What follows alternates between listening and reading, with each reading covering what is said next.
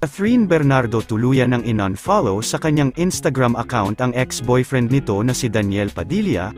Tila mainit na usapan ngayon sa social media ang tuluyan ng pag-unfollow ng aktres na si Catherine Bernardo sa ex-partner nito na si Daniel Padilla.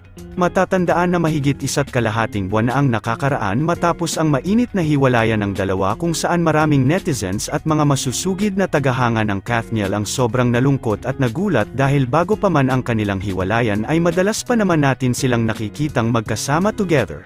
Hindi naman kasi akalain ng marami na maghihiwalay pa ang dalawa dahil halos mahigit 11 years na din ang kanilang relasyon. Sa kalagitnaan nga ng kanilang break-up ay marami namang lumabas na mga bali-balita at espekulasyon kung ano nga ba ang tunay na dahilan ng kanilang paghihiwalay.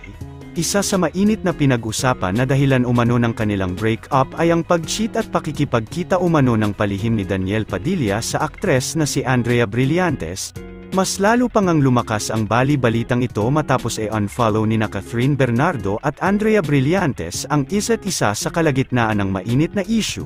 Matapos naman ang hiwalayan ni Daniel Padilla at Catherine Bernardo ay madalas pa din nga natin silang makitang magkasama together sa ilang mga events kagaya na lamang nito lang sa kasal ni Robby Domingo at Mikey Pineda kung saan dahil sa madalas na pagsasama ng dalawa ay marami pa din ang umaasa na magkakaayos at magkakabalikan pa sina Catherine Bernardo at Daniel Padilla.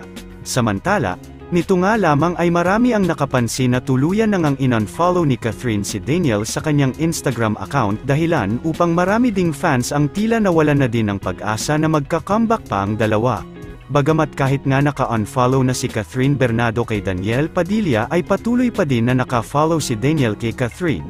Narito naman ang iilang komento at saloobin ng mga fans at netizens tungkol sa tuluyan ng pag-unfollow ni Catherine Bernardo kay Daniel Padilla. I'm a fan for both of them for almost 12 years, their official breakup posts made me into tears for couple of days and weeks, still can't accept the fact that they're ended, but Kath, you gained so much of my respect, you choose your peace, I love you and you are so loved by the world. Please, let us respect kung anuman desisyon nila, let them live at peace. Maging happy na lang tayo for both of them, we cannot control their feelings, so sana manahimik na lang tayo. Mahirap pero kailangan din natin mag-move forward. Hey there. Subscribe to my channel. And also press this bell icon.